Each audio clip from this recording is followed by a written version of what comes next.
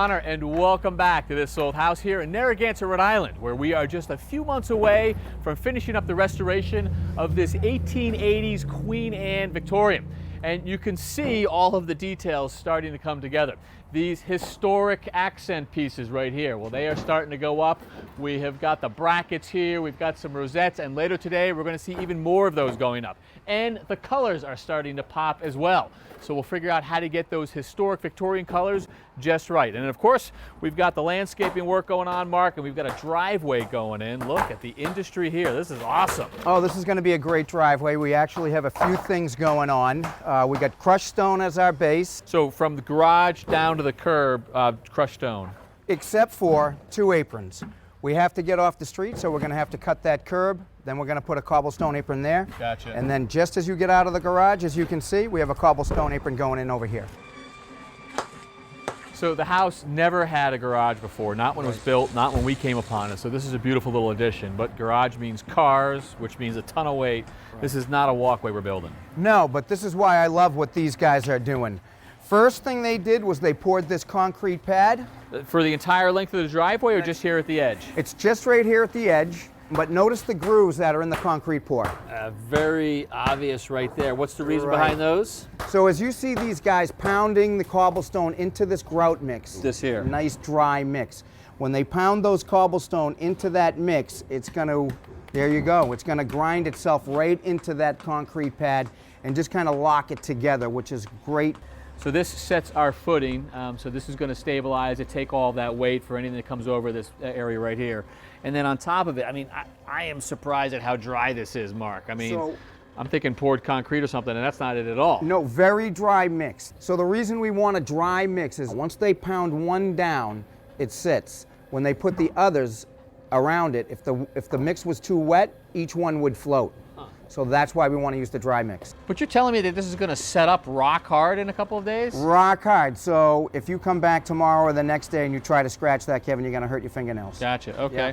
Anything special about the cobbles? These things aren't reclaimed or anything, are they? No, these are a manufactured cobble, which means they set them around 9 inches this way and 4 or 5 inches deep, and they just bang them and cut them like that. As you can see, they go in. They look old school. They look like they have been recycled, but it's a beautiful stone and a beautiful granite. So they're actually going for those imperfections to make it feel, I mean, they've been using these things for hundreds of years. Hundreds right? and Thousands hundreds of years, sure. Perfect thing.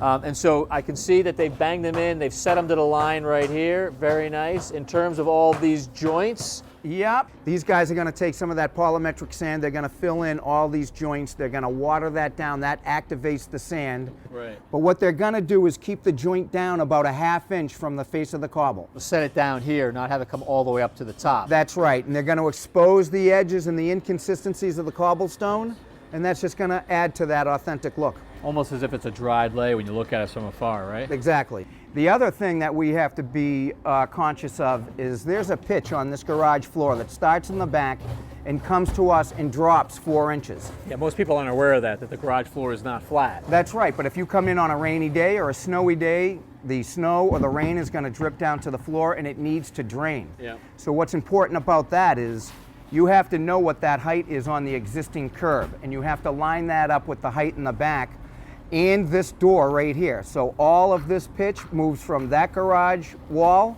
all the way to the front end of the driveway, and it has to be just on a pitch like that so everything drains. This is a lot of industry. I mean, we've got a big poured concrete base. We've got this mortar? It's grout. Grout, Yeah. I keep calling it mortar, the grout. And then we've got these beefy stones right on here. I mean, this is gonna, I mean, we're not just building for the guy's car. We're building for pickup trucks or...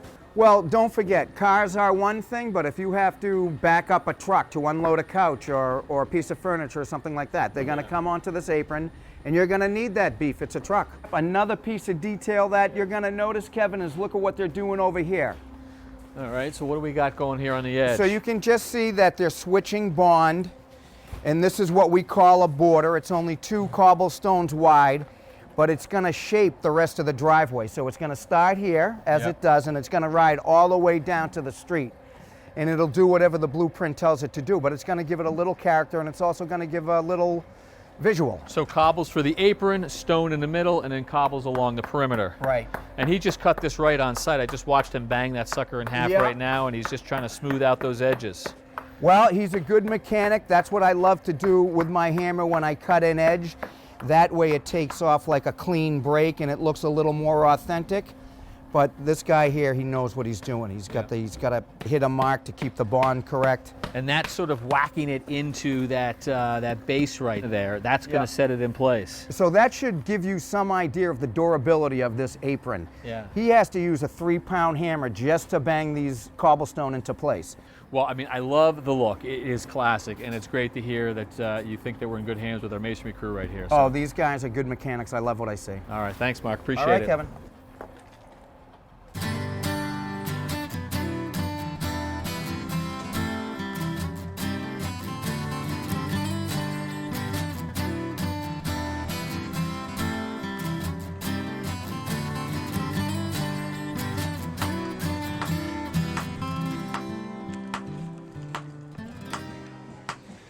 Over the summer, Jeff's crew found some problems with the first and second floors here in the old part of the house. Not a surprise with a 100-plus-year-old house. But, Yeah. I mean, how bad was it? Well, we had 27-foot spans with the original material, and you know, they was broken up into a whole bunch of different rooms, so the spans that those floor load had to carry wasn't really that significant. Now we want, you know, a much more open floor plan, and we've only got 6.5-inch joists, which just doesn't meet the code for the loads that we're trying to achieve with the spans that we're trying to make. And when you uncover those original joists, I mean, were they warped, bowed? What'd you see? There was as much as 2 inches of deflection in them. That's quite a Yeah, bit. and it had memory. That's been sitting like that for, you know, 100 years potentially. So those needed to be straightened and fixed. You had to add some extra beef. What was the solution? What'd you guys do? Well, straightened, yes, but also flattened. So we needed to get them, you know, perfectly flat. So we set up the string line across the top, and then we basically shimmed a temporary wall underneath it, shimmed up each one till it come up to the top of that string line. Yeah. And shimmed it, and then put a temporary wall up underneath it. Then we ripped down 2x8s to 6.5. We sistered them when it was straight, and that will lock that into place. It also adds strength, so we have double the floor joist thickness now. And your sistering, adding an extra 2x6, Exactly. gets you up to code now that we don't have these individual partition walls here anymore, that we got these big wide open spans. Exactly. And then we put in the steel beam in front of the temporary wall, got that into place, and then we were able to take the temporary wall down, and we end up with a strong, straight, flat floor. So we wanted to widen the stairwell opening, which means we had to cut the existing joists back so that they were shorter, and then we, with new material, head off the opening to hold it in place. So how long did it take you? Well, it took better part of a week. You know, we have temporary walls, they're wedged in, you know, you're trying to, you know, get those back out after we've got the wall all built or the floor system built. And, you know, it's just a lot of labor. Just muscling this stuff around. Exactly. It takes a lot of work to erase 100 years worth of memory out of that floor system. And this is what we end up with, which you've got to be happy with, right? Yeah, it's flat, it's straight, it's strong. Yeah, no spraying, right? It supports a span that's now 27 feet. Remember, that was the exterior wall of the original house. Yeah, one wide open room, right? You didn't see much of that back in the 1880s, did Right, you? right. All right, nice job, Jeff. Thanks. Thank you.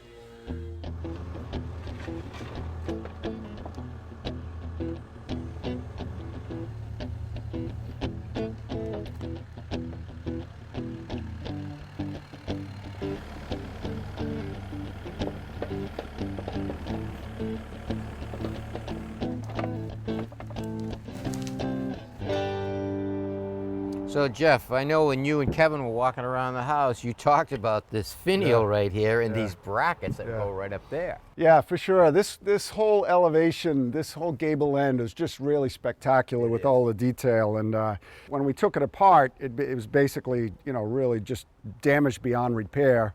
We were able to salvage enough of it to make the template for the new ones. And then we did them the same way you did them. We cut them with a bandsaw, and then we cleaned them up with the router. Well, these look great. They're sanded up, and they're all primed and ready to go. So what is this, Spanish cedar? Or Spanish cedar, yep. Yep. Very dimensionally stable. Obviously, we needed thick material, and I think it'll last another 130 years. Yeah, we use a lot of Spanish cedar. It's great exterior wood. And I love the turning of this finial. This really came out great. Yeah, this is a nice finish, and it really came out great. Really sets it right off. All right, so are we ready to install? Yeah. All right, ready? Yep. Your end in first. Okay, I'm in. Go tight.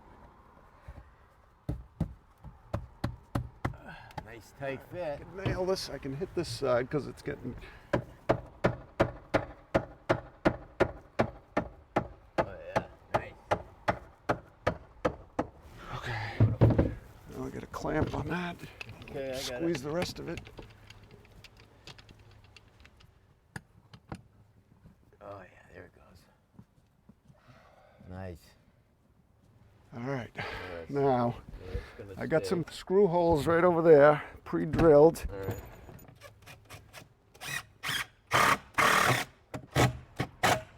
That grabs nice. Sure does. Plenty of meat back there. We can bung those holes, and then the painters will make them disappear. Yep. Okay. All right, so I got one long lag to go in straight up here. Oh yeah, that'll pull it in nice. Hold that up there.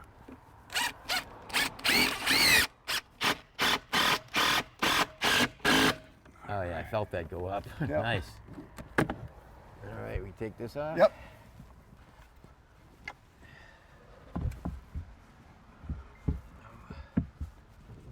Good there. Okay. Persuasion now.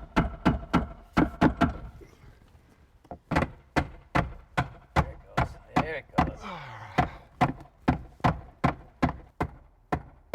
right, get this out a little bit. All right, how's that look? That looks good right there. Okay. Got a screw in the bottom here.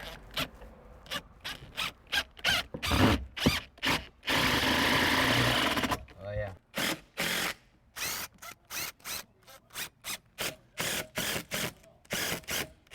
Looking all right? Yep. There we go. All right. All right, we'll let the painters do their magic there, and that thing is a thing of beauty. It sure is. You know what they say? Money's in the detail, and that's a sweet That one. line before.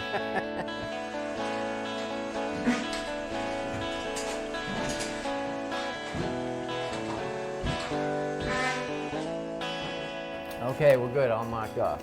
All right, now we've talked about this cabana window for quite a while. The Yes, issues we of the challenges with this window. Yeah. So the window is about 250 pounds. Yeah, that's pretty heavy. But that's not the only problem. We're going to have a base cabinet here, and you're going to be 2 feet away on a long reach to get to Yeah, it. I mean, look, I can push it out this far right Right. here, and I'm leaning against the wall. Yep. But back here, no Not so way. much. Can't do it. We thought about using the gas piston, which works. It'll push it up, but then how do you reach it to pull it back down? Yeah, you'd have to have some type of pole to pull it. Right. But then, how are you going to hold it against the weather strip? Exactly. We want to be pinned against that weather stripping. So we're going to use these right here. These are servos, and basically inside this is a screw shaft. And at the end of the screw shaft, it pulls this piston down the screw shaft in and out. So it has pressure out and pressure in. And it pulls it tight against the weather stripping, eliminate the need for a latch. All right, let's get them installed and see if they work. All right, so we'll pre-drill for these brackets.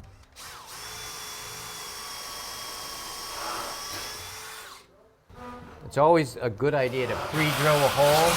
That way, the screw will actually hold better if you drill the right size hole in relationship to the shaft of the screw.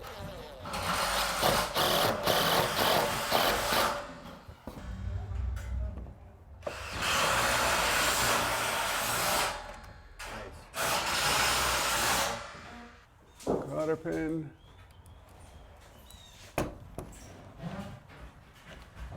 Okay, good. So now we got to mark the position for this one. Yep. I'm going to pull the it window tight. in all the way. Maybe we should put the pin in that.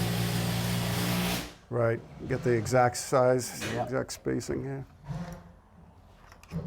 There you go. All right, good. Now I'll pull the window in tight against the weather stripping. Okay. Mark that hole. Want to be plumb here.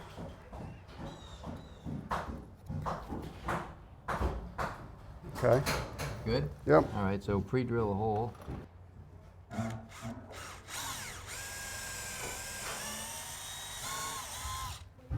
Yep. All right, so now we're going to try this. Now these are 12-volt DC, so your electrician's going to have to put a... Transformer in. Yeah. That's right, Yep. but we'll try it with a little battery here, see how it works. See if I got it going the right way. Here we go. A little bit of strain, but when the other one's on there, I Get think the it'll other one work. on there, it's going to work fine. And that's a beautiful thing. It sure is. All right, so now we'll turn it around, bring it back down. It likes it that way. He likes it that way, yeah. I think two are going to work perfect. Yeah. And let's see how it does, pulling it against the weather stripping. Nice. That's perfect. All right. All right, let's get the other one on.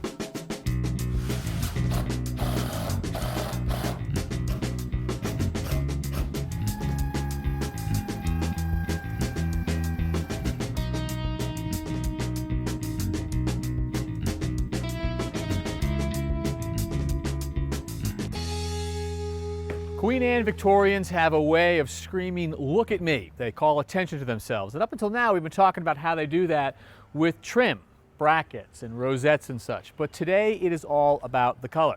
And Harry Adler and Mike Moffat, gentlemen, good to see you. Nice to see They're you. going to help us out with that Good to see you. project. So Harry, you're kind of the color expert here. This is a lot of color. It sure is. The more color, the more people get overwhelmed, right? Well, it does get confusing for folks to try to figure out number of colors and placement. So how do you help the homeowners work through the whole list of colors? You have rules, you have guidelines, you counsel them, what do you do? Well, yeah, it's a little of all of the above. Really, it's starting with siting. The house isn't sitting out in the hill by itself. In most cases, it's in a setting with houses around it, Yep. with a roof color, with a foundation. And you want to consider all of that.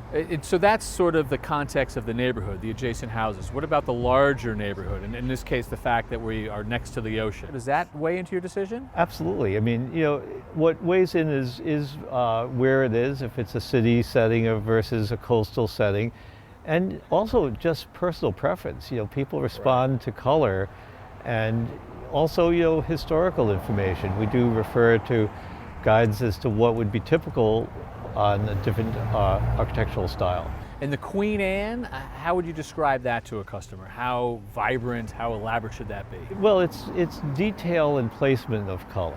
So, with a house like this, you've got, outstanding detail. Let's talk about some of the specifics on this house. I mean, this gable end here is a perfect example of what you're saying, right? So that sunburst right there, you wouldn't want to make that one color because there's just too much going on. Yeah, exactly. And if you want to see what's going on, the way you do that is with color. Right. And so it's really thinking about value contrast, color contrast, because it's like a billboard. Something that looks very noticeable when you're standing a few inches away from it becomes lost potentially when you're 30 feet and driving 25 miles an hour, because you want this house to look good at 25 miles an hour.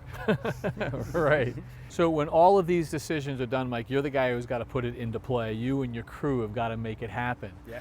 Are there challenges that come with a house that is this robust? Yeah, I mean, with a typical house, you got one body color, one trim color, so there's not a lot of prioritizing or selection you need to do. But you get 2-3 detail colors. It's like you need to make sure you guys on site know what color's going where, because we've been to the end of the job and it's like, no, this is supposed to go here, this is supposed to go here. And in terms of labor and additional costs, can you ballpark it? Is it 10% more expensive, 50% more expensive when you have this much detail? A lot of the extra work comes in the details, which is the finishing touches of the colors. So you may have to make a couple trips around the house in addition to typical paint jobs. So if I had to ballpark, it's probably 20 to 30% more of a typical job. And is that the challenge, the details here? It is. Believe it or not, it's when you get a 4, 5, 6 color scheme, it's making sure you get the right detail colors on the right detail. So really getting a mock-up approval from the customer. Okay, this color's here, this color's here. So you wouldn't ever do this without actually doing the mock-ups for them? Correct. Seeing a color up, to me, is not a good idea. It's the only idea. So you're a big advocate of samples. Yeah, you know, we make it clear that it's really a high-risk proposition if you don't. You know, it's you know, you don't want to do a project like this hoping it's going to turn out well. You want to know it's going to turn out well. And so how far down the sample road do you advise people to go? I mean, are we talking about all 3 or 4 colors going up on that? Every one of them, yeah. You know, everything's a detail, and there's no color that's unimportant in the scheme. So, you know, we really feel that getting samples up is, you know, these are not inexpensive projects, and the most expensive thing you could do is getting the color wrong and doing it again. Right. I mean, we get excited about these projects. You do? Yeah. I mean, This isn't something that scares you or you wince at. New England, it's like, you know, paint it gray, paint it white. So when you get a project like this, a Victorian, a Queen Anne, when there's some details, I mean, you get all the colors right, and you actually, when you make job site visits, your crew's got a little extra